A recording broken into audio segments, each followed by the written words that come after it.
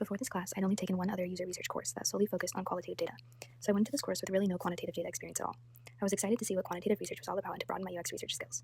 Before joining Carnegie Mellon's Master of Human Computer Interaction program, I was working on a buying team with an organic store local to the San Diego area. We would get different extensive scrolls of data and research reports sent in from our data analyst weekly. I observed how each department had their own way of looking through and interacting with the data. Many times, interesting bits of data would be included in the sheets, but would go overlooked since not everyone was familiar with the same metrics. I found it fascinating to look through the data when I knew what it meant, but this was oftentimes not the case. This got me intrigued to dig into data and make it more clearly digestible to both make productive use of the findings, but also to highlight the extensive work of the analyst, not letting their extra work go unnoticed. This got me thinking about how important UX is in facilitating the conversation between data master to general observer. I was excited to learn how to showcase data through thoughtfully designed visualizations. While I would like to say I had a curiosity about data, which hopefully meant I had an eye for which metrics to look out for, I really had no prior skills in digging through quantitative data before this class. The most I had done was know where to look to find grocery item information on giant Excel spreadsheets, and that was something I learned on the job. I had each department's way of interacting with the data memorized. I found the inconsistencies inefficient and the disparity with which they used the sheets and organized data. Feeling compelled to unify the system, but each department director was happy operating as they had and just wanted to stick with their own method. In making a change towards a more consistent system, I would have needed a way to visualize the impact the unification of interaction techniques would have had, and this was something I could not articulate at the time. I come from a design background, so the design implementation of the suggested website changes came more naturally to me than the finding and visualization of data insights. During this course, I learned a lot about the best practices in visualizing data. The learning of which data to observe and compare was more of a self-exploratory process, which gave each student a sense of self-dependency, resulting in a variety of findings and interpretations of data. While the ambiguity of data exploration and interpretation did feel intimidating, it made discovering findings on my own volition feel deeply satisfying. Once those discoveries were made, we learned best practices in visualizing them.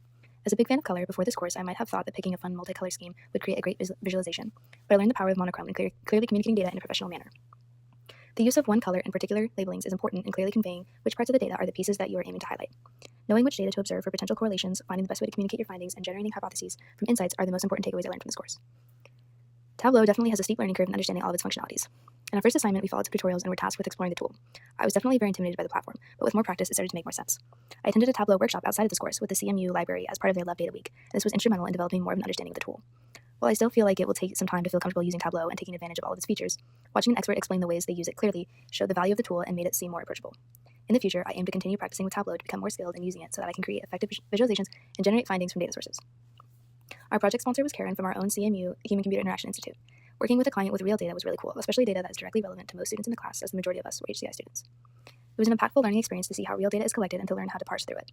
In artificial settings in which purposefully selected data is used to teach, this often results in things adding up too nicely and does not correlate to real-world scenarios in which the answer is not clear. I learned that in actuality, data is messy, so most of the expertise goes into knowing which metrics to look at, how to compare them, and how to make sense of findings by generating hypotheses on how to fix discovered issues. Initially, in the early understanding of the data in the Tableau platform, my visualizations did not follow the criteria of the well-crafted displays that we studied as the class progressed. Once I got a general understanding of the tool and identified some findings that I wanted to explore deeper, my visualizations improved, following a simplistic color scheme. I started to see the value in renaming labels and deleting data that was not adding anything important. My visualizations progressively became more focused, better explaining my findings and alluding to my hypotheses. In progressing these further, I would learn how to use color isolation within Tableau to only highlight the one or few pieces of the visualization that I am adding in my findings, or addressing in my findings and hypotheses. In studying and observing other people draw hypotheses from their visualizations and data findings, I figured this would be pretty straightforward upon identifying findings. Alas, this was not the case, for it was more complicated than originally anticipated. With time, I found that my hypotheses worked together to build off of each other and form a design solution rooted in the same common themes present in my findings. In the end, it took careful consideration to ponder what insights could be drawn and predictions could be made from the findings. I ended up with the following 3 hypotheses. 1. If we feature more design content on our LinkedIn page, we will garner more interaction with the design industry. 2. If we increase social media engagement, we will increase the number of new mobile users. And 3. If we post more about program achievements, we will increase engagement. In my initial design solution, I received constructive feedback that pushed my design further. Originally, I was unsure of how to implement my idea of adding a project feature page whilst still including the information originally on the website. After discussing with my professor, I learned that in this wireframe website redesign, I can adjust whatever I think will be beneficial to my goal of increasing engagement. This encouraged me to get rid of the text that I felt was not serving the website in exchange for project feature tile cards that would add a user interaction component to the page. I proposed that site visitors would be propelled to explore the page further by being presented with program projects. These would give a better idea about the goings-on within the program, including the achievements received. The success of the implementation of the project feature page would be gauged by collecting metrics such as number of site visits, click and mouse over counts, heat map hovers, and scroll depth. One of the biggest takeaways from this class was the importance of curiosity.